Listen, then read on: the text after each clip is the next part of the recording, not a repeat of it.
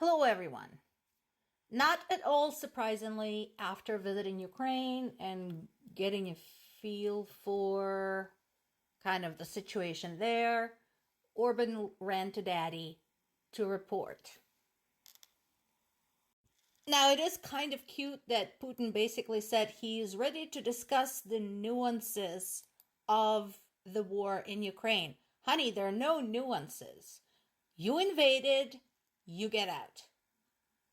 There's nothing nuanced about it. It's not complicated, really. Get the fuck out.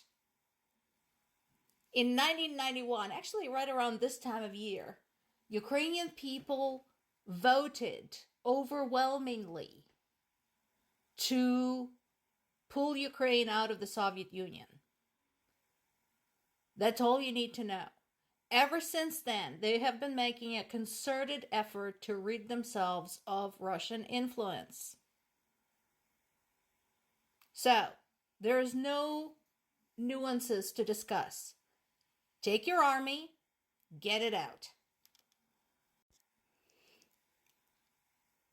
And, incidentally, I hope the same people who are keeping track on Heritage Foundation's Project 2025 are taking this into account. We already know that Orban's and to some extent Putin's model of leadership, if you can call it that, was basically a blueprint for Project 2025. So, are you watching this? And do you really want to turn this into a country that does whatever Putin tells you to do? Because Hungary already has. So, we talked about this yesterday. We talked about Chasiv Yar. So,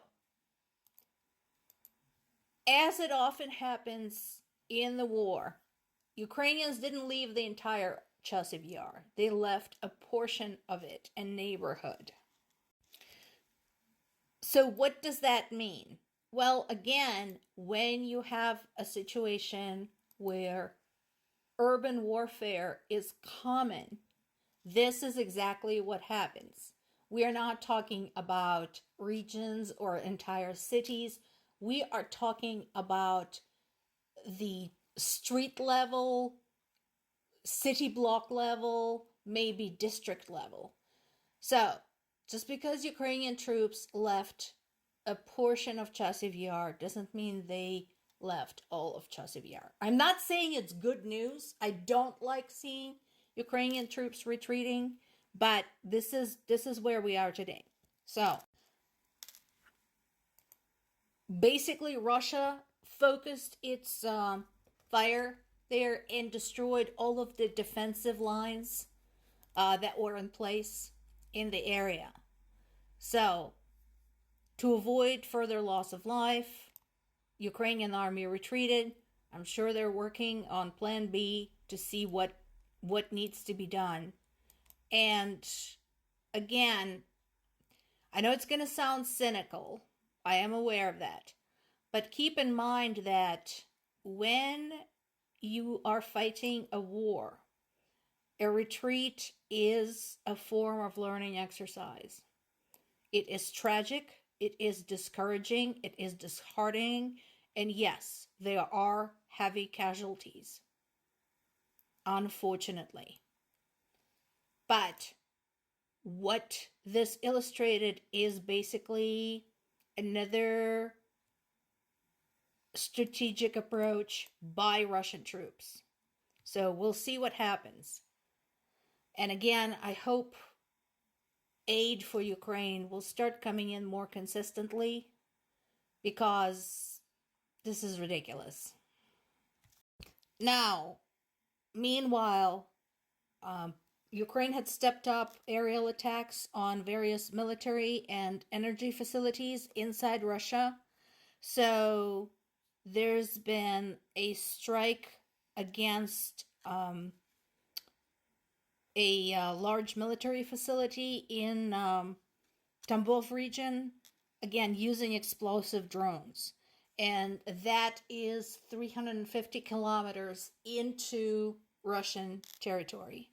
Of course, while Ukraine continues trying its absolute damnedest to only hit relevant military targets, Russia is pounding away at Ukrainian civilians. So we had a missile strike in southern Odessa that killed a woman, injured 7 people. There's also been some damage to the infrastructure there at the port, but we can rebuild that. Of course, it's human losses that truly matter. And then there's been another strike by a guided bomb in the Kharkiv region, killing another woman and injuring a man. So this just keeps going on and on and on. Now, notice the second bit about commander of the Air Assault Brigade, Colonel Artem Gorodilov, who has been placed in prison awaiting trial for large-scale fraud. I find it kind of funny, honestly, that suddenly fraud matters among Russian officials, especially high-ranking officials. Fraud has been their bread and butter for ages. I mean, it's a subject in classical Russian literature. So, what the hell? Since when does that bother you? I'm just really curious. But whatever. Now, those of you who want more details on Chasiv Yar, there is a good summary on it in Kiev Independent. And remember, I told you Kiev Independent actually has an English language version, so you don't need to speak Ukrainian. You don't need to use Google Translate. You can just read it. So this outlines in detail what exactly happens there and what was destroyed, what basically drove the Ukrainian troops to retreat. Another good piece also in Kiev Independent is this. So this is talking about Ukraine using drones to compromise Russia's presence in the Black Sea. This particular part of the war in Ukraine has been observed very carefully, not just, by Russia and by Ukraine, but by everybody who has any presence in the Black Sea. So pull up a map, see for yourself whom we have there. So everybody in that area is affected by this. And so the fact that basically Ukraine managed to sink one Russian warship after another, not having any significant fleet of its own, that is the remarkable part. And then there is this piece talking about the fakes presented by Tucker Carlson when he gave an interview to the Russian media. Not a huge surprise there, but one of the statements he made was that Ukrainians were burning Russian Orthodox churches. That was a fake. And basically all of the clips that were used to support his claim were from earlier videos and showing basically events that had nothing to do with what he was saying. No surprise there. Now, to those of you who find it hard to believe that it was Russia that was interfering in Ukraine's affairs, which eventually drove Ukraine to turn toward NATO and EU, here's a proposition for you.